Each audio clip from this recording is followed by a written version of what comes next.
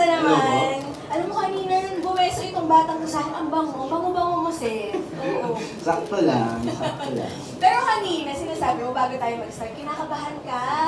Ba't anong nakakamdaman mo? Bakit ka kinakabahan? Hindi, kasi ang akala ko talaga na parang unang-una, hindi ko na-expect na magaganto. Sa totoo lang, tapos parang nung una, sabi ko, okay. Tapos bilang kahapon, pagtingin ko ng call time, sabi ko, press call. So sabi ko, press call? Hindi ko maraming camera pag press call. So sabi ko, naku, ang haba ng buhok ko, pansin niyo naman, tinali ko na lang. So, yeah. Pero sobrang saya ko, sobrang saya at sobrang grabe. Hindi ko makakalimutan to, minanda sa akin ng Star Magic ng ABS. Thank you po, thank you, thank you.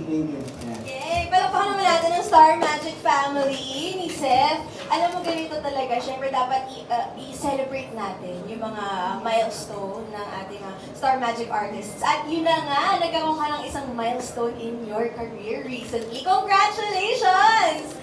Sa Breakthrough Performance Award. Okay, so, kwentuhan mo naman kami kasi kanina nakita na natin pasiklan, diba, dun sa sinabi mo na tinanggap mo yung award. Pero ngayong halos parang isang month na yung nakakalipas, ano yung feeling? May mga gusto mo bang idagdag? May mga hindi ka ba napasalamatan nun? Ano bang gusto mong sabihin tungkol dun sa award na yun? Yung award na yun, di ko talaga siya, di ko yun na-expect. Di ako makapaniwala, mga siguro, late reaction, yung pag-ano ko, siguro nung pag-uwi ko, saka ako naramdaman, saka ako hinawakan yung trophy na ganito pala yung pakiramdam kapag parang napansin yung ginawa mo, napansin yung talento mo na binigay. So, nung pag-uwi ko, grabe, gising na gising sila mama nun kasi late na rin natapos yung gabi ng parangan. So, sila mama, hinintay talaga ako at gusto nilang mahawakan yung trophy. Tapos yung pinost ko, hawak namin yung trophy, tas hawak din nila, tas parang ganyan yung so, sobrang saya ko talaga. Ang cute. Siyempre yung mga tagumpay mo, parang tagumpay ng buong pamilya yan no? So paano kayo nag-celebrate? Kain, yun na. Pagdating ko sa bahay, may ulam na paborito ko. So, yun, pinaghanda lang ako ng mama ng pagkain kasi nakauwi na ako. Late na rin talaga. So, kumain lang kami, nagkwentuhan. Saka nagbalik tanaw rin kami. Yun lang naman, parang kwentuhan tungkol sa mga dati, mga nakaraan na ngayon, tinan mo, kahit na breakthrough, sobrang laking bagay na yun sa akin, hindi ko makakalimutan yung gabi ng parangan na yun. Yes, ang ganda na nagkwentuhan kayo tungkol sa mga nakaraan. Ibig sabihin na parang nag-self-reflection kayo nung journey mo so far. Mamaya marami pang tanong sa iyo yung mga friends natin from the press tungkol dyan sa award na yan. Pero sa ngayon, pag-usapan naman natin yung pelikula, yung My Future You, na maraming positive reviews, positive feedback na nakuha. Anong pakiramdam mo doon? Yung My Future You, unang-una, DJ, hindi talaga siya pang MMFF. Yung totoong sked niya, ipapalabas siya sa cinema, hindi siya pang MMFF. Dapat ipapalabas siya September, tapos hanggang sa nabago ng nabago. Tapos hindi namin alam, parang sinabi lang sa amin na binato na daw nila sa MMFF yung pelikula. Pero late namin nalaman. So, ang sabi sa amin, pray lang na sana makapasok. So, yun, nakita ko, ang nagsabi sa akin, si Francine, siya yung nagsabi sa akin na pasok daw sa MMFF yung pelikula kasi nakita niya sa post. Kasi pinost lang ng Regal, kasi di namin alam. So ako, talagang napabalik ako ng bahay kasi pasakay na ako ng kotse. Talagang, sabi ko, pasok yung pelikula sa MMFF. Saka hindi ko na-expect na ang MMFF is napakalaki. Parang talagang ganito pala dito, nakakagulat. Parang so, Ibang klase, no? Ibang klase, parang ibang level. Kung makapasok ka dito talagang hindi mo makakalimutan eh. Hindi, dadalihin mo. Yung experience namin ni Francine sa buong pelikula, nakapagod, pero hindi namin ramdam yung pagod kasi lahat naging worth it. So, yun, sobrang tuwa namin sa My Future. Hindi namin na-expect yung pelikula, pang MMFF, hindi namin na-expect. Pero eto siya. Saka nakakuha siya ng 4 na award. Yes, congratulations. Ngayon nabanggit mo na nga si Francine. So how was it like working with her, yung experiences sa My Future You? Tsaka sabi mo nga, hindi niyo ini-expect ang lahat. So paano kayo naging support system ng isa't isa na ginagawa niyo itong pelikula na parang biglang bigger than originally planned? Bago dumating ang My Future You, lagi na kami magkausap ni Francine kung anong gagawin namin, kung anong susunod na proyektong gagawin namin. Tapos maraming na hindi natuloy. Maraming hindi natuloy. Naiintindihan naman namin yun. Pero it doesn't mean na hindi kami, mawala kami ng pag-asa ni Francine. Talaga naghintay kami hanggang dumating ang My Future. Tapos, nung habang sinushoot na namin to, sinabi talaga namin na dito tayo makikita ng tao. Kahit sabihin natin na ilan lang makanood, dito pa rin tayo makikita ng tao. Sabi namin magiging portfolio namin to para sa karera namin. Kaya brainstorm kami ni Francine, kami magkausap palagi, suggestions, open kami sa isa't isa. So corrections din, open din kami sa isa't isa. So nag-work yung team namin, nag-work yung pagtatrabaho namin dalawa. Saka sobrang niya akong tinulungan, sobrang concern siya sa damit ko, sa itsura ko. So, yun, talagang nagtulungan kami. Hindi namin ginawa itong pelikula dahil trabaho lang namin. Sinapuso namin yung buong pelikula.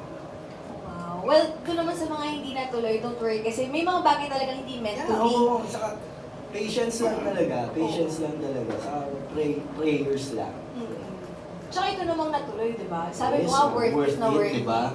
Nagka-award ka pa. Yes. Oo. At yung buong pelikula, congratulations. Okay. Ngayon naman ay ready ka na ba? Ito na yung kinakabahan kasi kakausapin na natin ang kita mo naman napakarami nating friends from the media na nais magtanong. So, uunahin natin itong ating friend from the media from Inquirer.net, si Hannah Malorca. Pero ako yung magbabasa ng kanyang question. Yan ang reserve niya daw yung boses niya sa sa pag-fangirl sa K-pop. Ito yung question niya. I'm sure dumating yung moment ng self-doubt nung pinili ka bilang leading man sa My Future You. So, nagka-self-doubt ka ba? Oo. So, ano yung naging reminder mo sa sarili mo upang galingan ang iyong pagganap? Sa lahat po ng ginagawa ko, sobrang mahihain ko po talaga kasi sobrang, ewan ko kung saan ko nakuha itong ganito anong kinain ko, bakit kaya kong humarap sa camera. Minsan pag umuwi po ako sa bahay, talagang kino-compliment ako ng tatay ko lalo na, paano mo nagagawa yan? Kaya mong magsalita, kaya mong on the spot, kaya mong ganyan eh. Kasi kilala ka nilang Opo. mahihain. Lalo na sa mga roles na ginagawa namin. Lahat ng roles, malaki ang parte sa akin. Ang solusyon ko lang, kapag nawawalan ako ng kumpiyansa sa sarili ko, siguro, mas lalo akong yumayabang. O, yung parang, kahit alam ko na ito ako, kahit alam ko na ito ang suot ko, lalabas ako ng pinto na parang, sarili ko lang kakampi ko eh. Sarili ko lang unang-unang pupuli sa akin, tapos sarili ko pa binabash ko. So parang sabi ko na, kahit maganda lang, gagawin ko yung best ko 100%. Kung ano makita sa akin, kung ano makita sa akin ng tao, yun ako. Hindi, minsan sa pag-aartista, kailangan mo ring haluan ng personal mo. Kailangan ikaw pa rin yan. Hindi ko tinatanggal yung pagiging ako sa bawat pagiging artista ko at sa pagiging aktor ko. Yeah, yun po. So yung yabang na yun, yung parang belief sa sarili, parang Yes, linalakihan mo lang yung belief sa sarili kasi kailangan eh. Kasi Kailangan. syempre ikaw dapat yung unang naniniwala sa sarili mo. Yung kahit na may mag-push sa'yo, may magtulak sa'yo, pero kung sarili mo naman, hindi mo kakampi. Oo. Hindi mo, kasi parang dapat kinakausap mo yung sarili mo na kaya natin. Self-motivation. Kaya natin to, kahit ano na kahit nakakahiya tayo, kahit na ganyan yung itsura natin, oo, kasi ito tayo. Masaya ako ginagawa to, kahit magmukhang pangit ako sa camera, okay lang sa akin. Kahit na minsan, pupunta ako ng ABS, hindi naka-blower yung buhok ko. Kaya sabi ko na, okay na, ito kasi ako eh. Hindi all the time na gusto ko makita rin ng tao kung ano ako. Hindi palaging artista, hindi palaging ano. So, yan, kinakausap ko na sa Magandang yung strategy yun ha. Pwede natin i-try yun. Kapag nawawalan tayo ng bibig sa sarili natin, di ba? Authenticity is key. Okay lang ipakita yung totoong ikaw. Okay. Ngayon naman, second question ni Hannah. Aside from romance, anong genre pa ang gusto mong gawin? At sino-sino pa ang gusto mong makatrabaho? Dami. Siguro sa genre ko, gusto ko talaga drama. Gusto ko ng drama. Gusto ko rin ng magsubukan ng bad boy.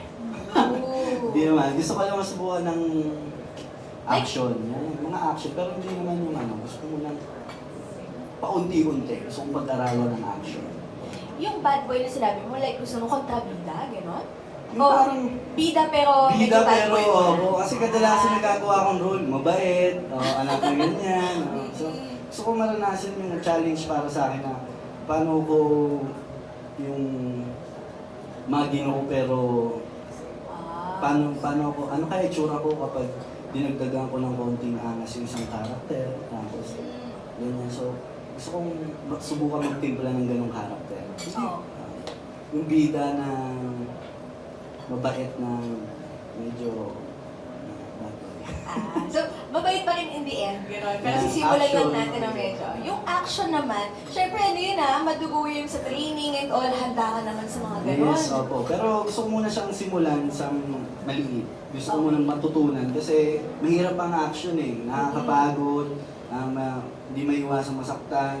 Yes. Then so, yun ang gusto ko rin pag-aralan o unti-untiin. Buti alam niya na gano'n talaga hindi may iwasang masaktan. Yung iba kasi nagugulat, pero ikaw naiintindihan mo agad yun sa action. Okay, thank you so much, Hannah, for your questions. Okay, now ito naman siya ang magtatanong sa'yo. From Mega Kapamilya Iwan. Okay, sige. Ito naman, ako na lang ulit yung magtatanong sa'yo. From Nika Sapio of ABS-CBN Push. Kasi tulad mo, mahiyain din sila. Mahiyain din sila. Okay, ako yung magtatanong. How was your MMFF experience? Okay, yung kabuuan. Kanina medyo napahagingan mo na to na nagulat ka na, uy, ganito pala. Nung bata ka ba, hindi ka ba parang nanonood ng MMFF? Ano yung alam mo sa MMFF before? Ang alam ko talaga sa MMFF, first of all, nanonood din talaga kami ng sine dati. Pamilya, no? Ganun talaga pag MMFF eh. Pag nanonood po kami, talagang tinitignan namin kung anong papanoorin namin. Mili kasi ang dami, Opo, options. kadalasan po nun, ang lagi namin nakikita sa sine, si Meme Vice, Yes. saka sila Tito Big, Mhm. si Sir Big po, yun yung mga ending episode, Private Benjamin, Yun talagang naglalabanan before eh. So, nung in-announce na pang MMFF kami, yun agad pumasok sa akin na ay, dadating sa Kapaskuhan, pagpipilian din yung pelikula natin. Oo nga, no? So yun agad naisip ko. So, sabi ko na, hindi lahat ng tao mapiplease natin manood ng pelikula. Pero yung buong experience ko sa MMFF, nagulat ako sa mga tao. Saka unang-una, yung line-up ng MMFF, lahat po ng entry, 10 pelikula, ang gaganda. Saka ang gagaling po ng mga kasabayan namin, mga senior actors doon, ang mga magagaling, mga actor, actress, ang dami. So, parang short period of time, naging magkaibigan. Nagkakatagpo kami. Isa lang yung mission namin na itulak yung pelikula namin ng bawat isa, ang bawat entry, itulak at ipakilala sa tao at buhayin muli yung pelikulang Pilipino. Yun po talaga yung parang pinaka-ano ng MMFF, yung 50th anniversary na buhayin ulit ang spirit ng pelikulang Pilipino. Oo, ang Yun po ganda. yung mission naming lahat, ang 10 entries na yun. Kaya hindi ko makakalimutan na naging parte ako ng 50th anniversary ng MMFF. Yeah. Sobrang supportive nga, Opo. lalo na this year ng pelikula ng bawat isa. And ang dami yung comments na magaganda no, tungkol dun sa movie ninyo. And speaking of comments, eto na, magbabasa tayo ng ilang comments ngayon sa ating live stream. Sabi, from YouTube, bagay yung style ni Seffi. Wow! Ayun, Salamat. sabi mo kanina, pinadali mo lang, tinali mo lang. Ito naman sabi, uy, action projects for Seth. Ayan, nasagot na po yan ni Seth kanina. Gusto niya nga raw po magka-action project. At bagay sa kanya yung bad boy. Alam mo, totoo, parang pwede nga, bagay. Kayang-kayang dalhin yung pagkaangas na yun. So, keep on commenting down below po yung mga reactions, yung questions for Seth. At mamaya try natin basahin ulit. Okay, ngayon naman, another question from Mika, sabi what can your fans look forward to for Seth this year? Ano ba ang 2025 ni Seth? Na-announce naman na to, abangan po natin ang TV series na Nobody. Pwede na, yes. Yeah, Nobody po, pinaplano na po, hopefully na mag-shoot na, simula na mag-start, may inaalis pa lang po at kinukumpleto pa po ang cast. Pero yun po ang unang aabangan sa akin po sa 2025. This 2025. Speaking of cast, kasama na dyan si Gerald Anderson. Yes po, sila Sir Gerald, JC De Vera, RT Bagatsing, of course, Francine Diaz, sino po ba? Hindi pa nasisend. Abangan. Yeah, Abangan po ng natin. iba pa, yes. Pero yun, may aabangan po tayong TV series from Seth this year. Alright, now, let's go to the questions of Kapamilya Online World. Ngayon na may acting recognition ka na, dahil sa galing mo sa My Future You, gaano ka ka-excited na makagawa ulit ng pelikula? At open ka ba na gumawa ng pelikula na hindi mo nakasama si Francine? Yung una pong tanong. Ay, yung unang tanong dun muna sa gaano ka ka-excited gumawa ulit ng pelikula? Sobrang kumbaga, full tank tayo. Parang ganado tayo magtrabaho. And pangalawa, kung open akong hindi na makasama si Francine o tumanggap ng solo na project, para sa akin, lagi namin ito pinag-uusapan ni Francine. The end of the day, si Francine, pumasok siya as Francine.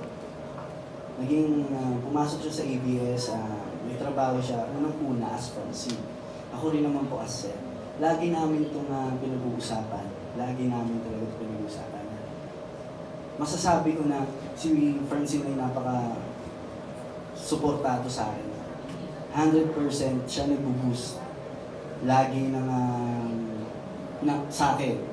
Yung pagiging aktor ko, lagi niya ako kino-compliment. At nagiging wais din siya. Wais sa mga project.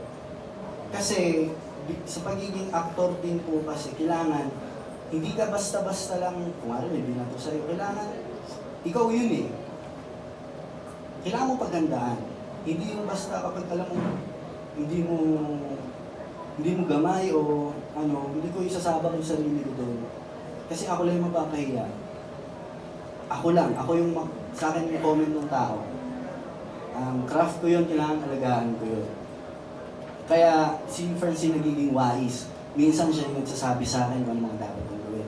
At ngayon na natapos namin ang My Future You, kung okay kami na tumanggap, masasabi ko na yes, suportado namin ang isa't isa. Okay, so yes, the answer is yes. Open po sila. Okay, now let's go to our next question from Certified Kapamilya. Mahihayin talaga sila. Ako yung magtatanong ng questions sila. What are you most thankful for last 2024? And what do you look forward to the most this 2025? O bilang January nga, no? So ito na yung self-reflection. So, pinaka-thankful for ka sa 2024, tsaka pinaka-excited ka sa 2025. Sa totoo lang, thankful po ako noong 2024 sa mga taong nakabaligid sa akin.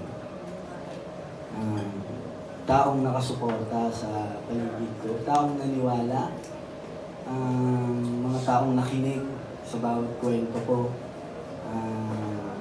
Hindi ko na po sila isa-isayin, pero sobrang laking pasalamat ko sa kanila. At yung natutunan ko naman sa 2024, siguro yung pagiging ano ko ba sasabihin, medyo malalim eh. Siguro yung pagiging pagiging pagpapahalaga sa kung anong meron ka at kung sino ang kasama mo. Hindi lang kung ano ang meron ka, kundi sino ang kasama mo. Kasi kadalasan kung anong meron ka, nakakalimutan natin kung sino yung kasama natin. So, yun, kung sino ang kasama natin na natutunan ko rin ang mas maging bukas, mas maging open.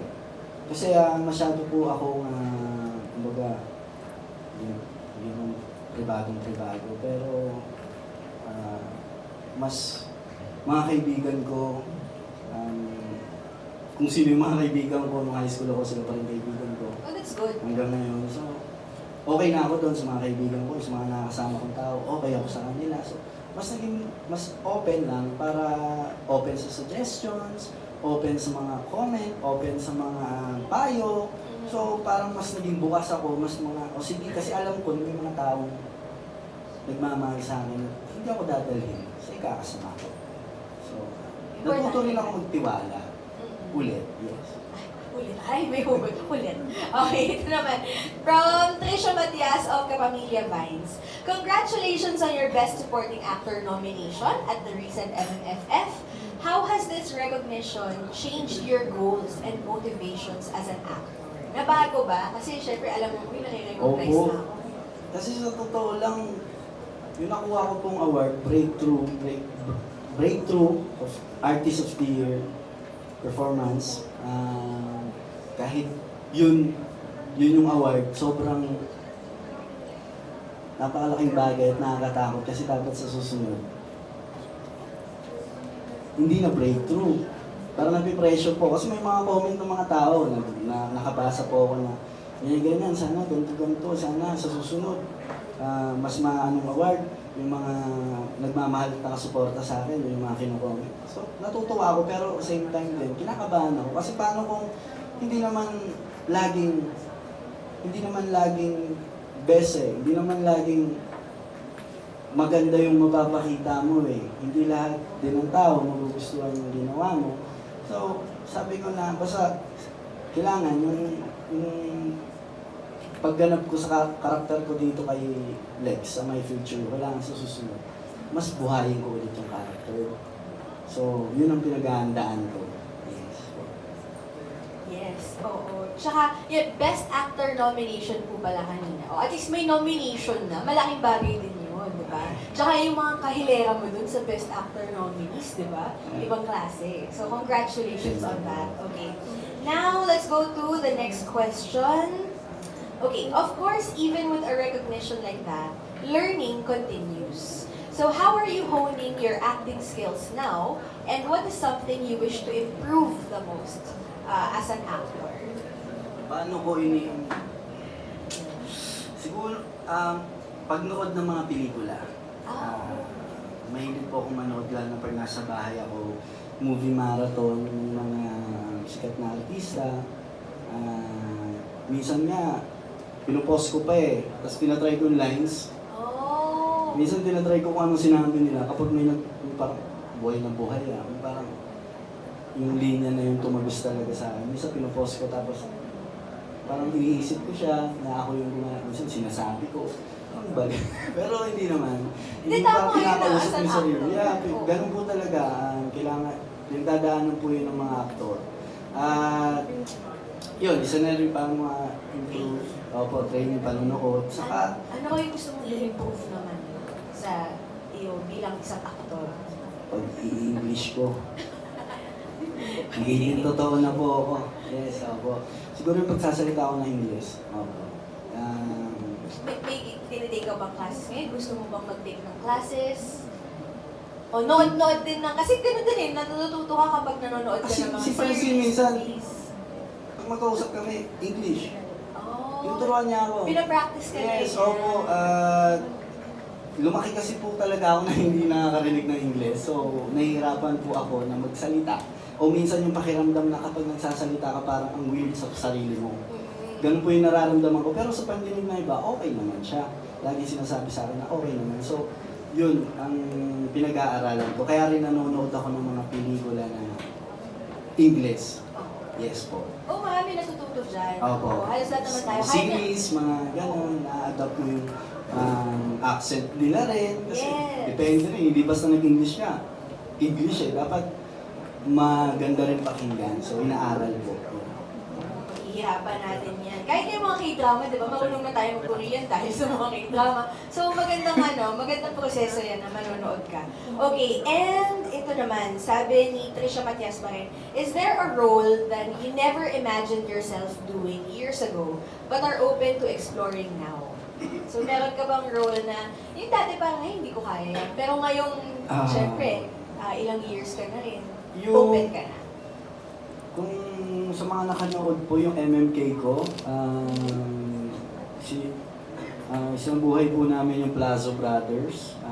Yung matagal na po, 2019, nag-MMK ako. Tapos, ang ginawa sa akin, parang may sakit po doon yung mga Plazo Brothers. So, prosthetics, tapos kalbo ako. So, gusto ko rin masubukan yung mga ganong bagay. Gusto ko pang ulit balikan, yung hindi ko kakalimutan. Yes, opo. Isa sa mga, para sa akin, masterpiece yung mga ganun eh. Sobrang dapat yun talaga. Sinasabuhay yung mga ganun. Oh, okay. Ito naman from Kapamilya Vines also. You were recognized as breakthrough actor during the MMFF Awards night. Anong feeling and may pressure ka ba sa mga roles na gusto mo pang gampanan? Parang nasagot na po natin yung kanina. So, next tayo. From Nikki Wang of Manila Standard. How does it feel to be recognized at the 50th MMFF for My Future You? And what does this recognition mean to you personally and professionally? I think medyo nasagot na rin po ni Seth yun kanina. So dito tayo sa next question niya. Given the popularity of Francef, how long do you envision continuing with the Love Team? And would you consider setting aside solo projects for the time being? Okay, ito, expound tayo. Yan ang malaking tanong sa isang love team. Oo. Yan ang malaking katanungan sa isang love team. Pero ang sagot ko po dyan kung how long, gusto ko kasama si Francine. Hindi ko masabi kung hanggang gaano kahaba. Masasabi ko lang, gusto ko pa siyang kasama. So, hanggat maaari, gusto ko na pag umakit ako sa entablado, gusto ko siya yung nandun. Gusto ko pelikula namin yung dahilan ng pag-akyat namin sa entablado. Hindi, totoo lang po ako. Yun talagang nararamdaman ko. Kaya yung tatanungin ko, how long, hindi ko po masasagot. Basta ang sa akin, gusto ko. Hindi namin alam. Kasi kami, gaya po ng sinabi namin, aktor po kami. May mga panahon na may mga karakter na isa lang. May mga karakter na gagampanan lang ni Francine, hindi ako kasama. So, supportahan ko si Francine. May karakter na ako lang, so alam ko rin, so supportahan ko si Francine. Yun. Alright, thank you very much. And I think that's it for our questions. Meron pa po ba tayong idadagdag? Yes, parang wala naman na. Okay. Thank you very much for all of your questions. Now, lastly, Seth, ano ang mensahe mo para sa lahat ng nanonood ngayon? Ang dami nagko-comment. And of course, mga friends natin from the media. Yes, unang-una, maraming salamat po sa pumunta ngayon sa ating media family na nandito.